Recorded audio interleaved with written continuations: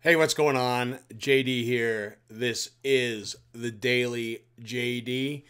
So, thanks again for tuning in, guys. I appreciate all the support.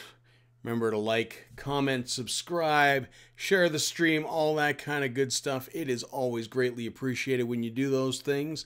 So, yesterday we talked about good old KSI and Logan Paul. Sort of the drama that's unfolding around this sort of YouTube boxing championship, with KSI calling out Logan Paul after the Joe Weller fight. And obviously now it looks like that it's happening. We talked about that yesterday. August 25th seems to be the date. Both guys hanging around the Mayweather camp, so it's going to be interesting.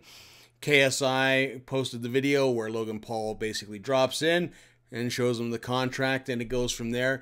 Today, Logan basically put out a video, showing sort of the other angles. There was some interesting commentary after that, and basically, I'll just show that to you right now. Why is he so chill? He's literally training at the Mayweather gym? He was just watching. He's watching, bro. Yo, what's up with that? Wow. I thought we'd get in there and he'd like No, he step made it up like or something. he made it like a joke. He's like he's laughing. sitting down It's like, oh my god. Yo. He caught me sitting on my ass. And I killed him. This is crazy. I'm truly disappointed. Seriously, I was looking at this kid. He's a YouTuber who kind of learned how to box. He's not the champ. Yo, don't call people out like, Bro, that's how you do it, though. You come here, you're in person. handle it like a man, bro. Like, And freaking do it. So it's really, really interesting to see that, sort of Logan Paul's perspective. If you want to watch the whole video and you're so inclined, you can go over to his channel and see that kind of stuff. But basically what it came down to is he jumps on a jet, he heads out, he has this contract, which isn't really even a contract. It's just kind of the name, the date, and that's it on 3 pages. Sort of hands that over to KSI, and that's kind of it. And you heard some of the commentary in the parking lot from Logan Paul. He basically refers to KSI as a YouTuber. He's not even a real boxer, all that kind of stuff, which, in a sense, yes and no. I mean, KSI has had a boxing fight. It's been in a ring, been in front of a large crowd. He does have that experience. He has been at the Mayweather camp. He has been training. And some of the stuff that has been coming out of there, which is really, really interesting, are the guys that have been training him in the Mayweather camp say that KSI is a fast learner and very trainable. When he was hitting pads with Floyd Sr., guys were saying that he is really, really coachable. So, I mean, there's probably a natural aptitude towards boxing. The funny thing is, I mean, obviously that Logan Paul is trying to make a big joke out of this. Logan Paul, for those of you who don't know, is also a state wrestling champion, has a wrestling pedigree. His whole family does, actually. Both Pauls do, have both been wrestlers in the past. So it becomes very, very interesting at this point. Like I said, an athletic family. KSI definitely in there. He's definitely working out and all that kind of stuff. But it kind of took a weird twist as well. I mean, obviously there has been a huge amount of buildup around this fighting. I had mentioned that it's very, very much like WWF, WWE, kind of the whole wrestling thing. Come out, you say your piece, you challenge somebody, all that kind of stuff. And this is going to go on and on. But I mean, the thing is, it's a lot of people have been making videos. A lot of people were challenging KSI when he came out and challenged the Paul brothers because they figured he wouldn't take the fight. So there's guys like Adam Sala, all that kind of stuff in the undercard. And then what happened today, or, I assume it happened yesterday, was KSI went to an In-N-Out Burger of all places and essentially gets jumped. I'm not going to say who the guy is because I don't believe in giving sort of publicity to people that are really kind of going over the boundaries here, in the context of this boxing match. Jumping a guy who's preparing for a fight in less than 6 months and attacking him, which is illegal and assault, is not the way about gaining a YouTube reputation. So I'm going to show the clip that basically it's on KSI's channel as well. He's got his vlogs going on and stuff there. But I mean, he basically gets jumped by this guy, and he turns out to be an MMA martial arts guy, obviously trying to make a name for himself and going about it the wrong way. Jumps him in an In-N-Out parking lot. Really? Yo, man. Yo, go. Hey. Hey! Hey, 2 millimeter. What the? Alright, someone call. Yo, Alright, someone. yo, JJ. Yo. Come on, Munch. Come on. What did you learn from Jeff? Yo. Yo, JJ. Hey. Hey. Alright, go Yo, get him. JJ. Come. Yo, JJ.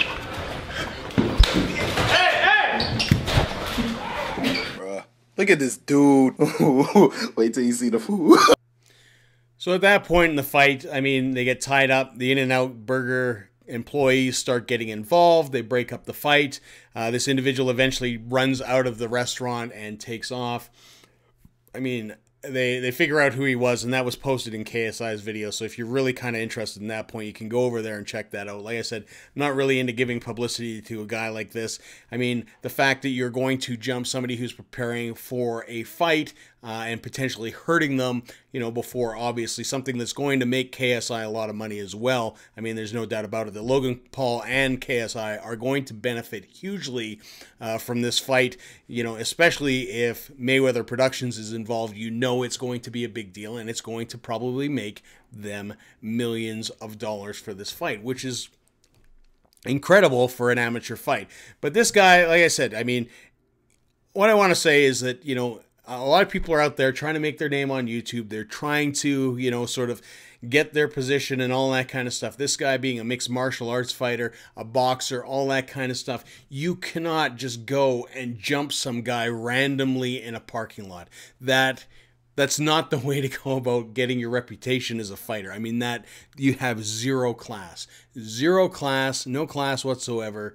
You know, I can't condone behavior like that. Hopefully this does not become a trend. You know, it's essentially really, really stupid. I mean, there is a possibility that it was a publicity stunt, Nick. You know, that this guy was there and it was, you know, sort of set up like that. But I don't think so, because, I mean, there were a good few punches thrown. It just seemed, you know, I can see it happening. You know, there's a part of the video, too, if you watch the KSI video at the end, where he talks about, you know, if I didn't have boxing, he encourages people to learn how to defend themselves, which I agree with. I mean, that's definitely a good thing to do if you know, happen to have the time and you want to get fit and you want to learn some discipline. By all means, you know, go to a boxing gym, take some martial arts, all that kind of stuff. Learn to defend yourself, help protect your family, all those kind of things. They are all good. But he says, you know, if he didn't have boxing, that, you know, he would have probably gotten beaten up. So he's really glad for that, and, you know, because that situation happened. I honestly believe in this case that the situation happened because of what's going on, because of the publicity that's going on with the Logan Paul KSI thing. This individual is very, very small in proportion to either of these guys. He's obviously going to either gain somewhat of a following, you know, or some notoriety for the next few days as his name starts to circulate and all those kind of things. But, you know, again, you know, just because of the circumstances, that's the reason that KSI got attacked. I mean, you know, it has nothing to do with anything else like that. And I mean, in all honesty, you know, it happens to fighters. It happens to professional fighters. You know, people will sometimes decide that it is a good idea for them to see, you know, if you are what you're made of. And I mean, I used to have it as well. And I mean, as a joke, it used to happen as well. If you watch my old mountain bike films, I used to have put the outtakes on things. Guys used to have bets because they knew that I used to fight and that I used to train. They used to have little side bets. They would say, okay, let's take a pop at him. Let's see if you could go. And I mean, obviously, I'm not going to hit my riders. I'm not going to hurt anybody or anything like that. And we're just going to wrestle and all that kind of stuff. So these guys would always try to attack me, you know, sort of off camera. They would pass. They would get a camera guy to film it. They would say, we're gonna give it a shot this time. And I mean, it would always end badly for them. And then, you know, my revenge, I guess, if you want to say anything, was putting it in the outtakes. And I would do stuff like there's a clip, for example, that Jared attacked me. I ended up tying up. I ended up having him pinned with his own arm. And then, you know, guys are like, make him submit, make him submit. And I actually lick the entire side of his face. You know, it's just kind of, you know, putting him in his place a little bit, but obviously in good tongue in cheek. And I mean, you know, it became a game after a while. But I mean, there are situations where people see you. I mean, when I talk about, you know, to other guys that I train with and stuff like that, a lot of people like to wear the clothing. They like to sort of represent the gym they're from, which is fine. But, you know, when you go out to somewhere like when you're young and you're in a nightclub and all that kind of stuff, you don't really want to advertise that you are training, that you're a fighter, all that kind of stuff. I mean, you know, sometimes your bravado and testosterone gets the best of you, I think, and people kind of want to peacock a little bit. And that's just going to get you in trouble. It's just ultimately, at the end of the day, it is not worth it. I mean, you know, a lot of people, like I said, with this whole KSI boxing thing, and before with the Floyd Mayweather, if you didn't know me for a long time, you probably didn't know that I fight at all, because I don't talk about it. And I don't talk about typically training, and I know that was something that yourself, Nick, you wanted me to talk about, and I'll actually talk about it today. You know, I have trained. I am 48 years old. I have trained since I was basically 12, 13 years old. So I've been training for a good long time. I first started in judo when I was young. I trained in judo for years and years and years. Fought competitively. Fought in things like, you know, the Winter Games. I fought, you know, as well in provincials and all that kind of stuff. When the Olympics were in Seoul, Korea, I trained in a dojo with a guy by the name of Jim Dusang, who was a representative for Canada, and I was Jim's training partner for a long time. Even though I was really young, because Jim was a smaller fighter, I was a good athletic kid. I had the opportunity to sort of be his training partner for a long time. So basically that entailed me getting the living tar beaten out of me every day to help him progress in the sport. So, I mean, it was kind of interesting in those regards. But, I mean, for me, it just made me better. The fact that somebody that good, an Olympic caliber athlete, and I trained day in, day out with this guy, and his regiment just made me a better athlete at the time. So I did judo for a long time, and then I switched basically to standing up. I got a little bored with rolling around on the ground, all that kind of stuff. At one point, I got really sick, and I lost an opportunity for being on the national team. So I was disappointed, and in that disappointment, I just said, I'm going to switch from judo, and I went to Shaolin Kung Fu. So for the last... oh God, I can't even think about it. Like 20 some years, I've trained Shaolin Kung Fu as well. I continue to do so. I used to fight Sanshao, which is competitive, basically kickboxing, Chinese rule kickboxing, where basically the only rules are you don't punch to the back of the head and you don't kick to the groin, are kind of the two main things. And even, you know, those aren't heavily frowned upon necessarily. So I trained those. I was on the national team from 1997 to 2003 in those. So, you know, I've had 29 competitive fights. I had a record of 26-3 when I retired. You know, so I had a long sort of career doing those things. And I mean, I think it's really good. I mean, people will comment in conversations with me that I have a strong work ethic, that I always produce things, that I always, you know, kind of keep to a schedule and do that kind of stuff. And I attribute a lot of that to that kind of training and the discipline that I got through martial arts throughout the years. So, I mean, it's been a long time. I've really essentially been training for probably 35 years. And I mean, I'm not in a position, like I said, I'm way too old to fight. You know, I've trained some fighters. I have gone to the World Games to New York. I've brought fighters there for boxing. I've trained a couple boxers.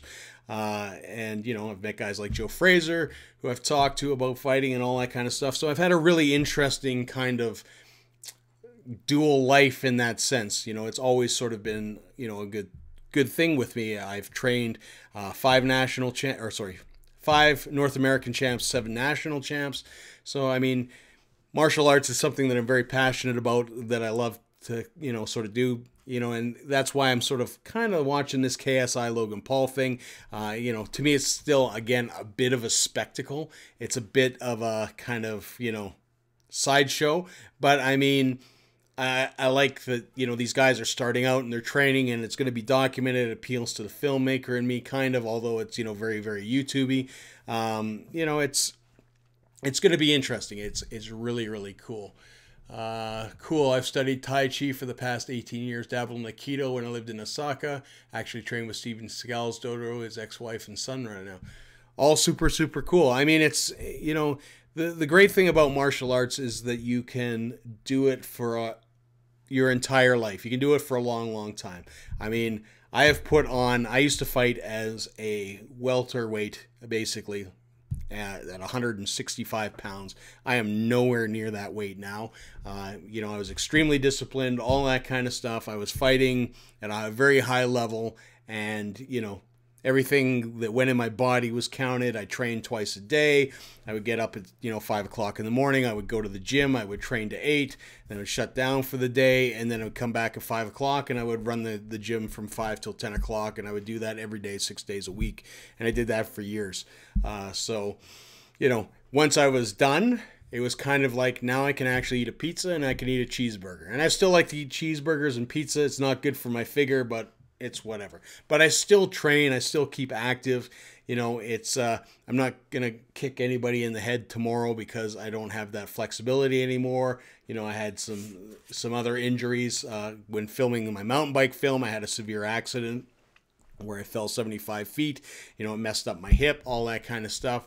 So, I mean, you have to change, and you change with time and all that kind of stuff. And I mean, throughout the years, you get slower and all that kind of stuff, but I still remain active. I still train. I still train twice a week. I still go for a few hours, and, it's just keeping up. I generally don't actually talk about it terribly a lot because it's just something that I do, and it's just so ingrained and so normal for me to do these things that I just don't even think about it. It's, when you talk about forming habits and, if you talk about business and all that kind of stuff, I mean, that's the importance of forming habits and getting things done. Doing things repeatedly and getting into a groove is a lot harder than breaking out of one. But once you have it established, it's a lot easier to keep it going, but it's really cool. Tai Chi's awesome. I also, Shaolin encompasses a lot of styles, so I do some Tai Chi stuff. I also do Qigong, do a wide variety of things. I imagine you go to probably somewhere like the Tai Chi College here, Nick, and all that kind of stuff, which is super, super good.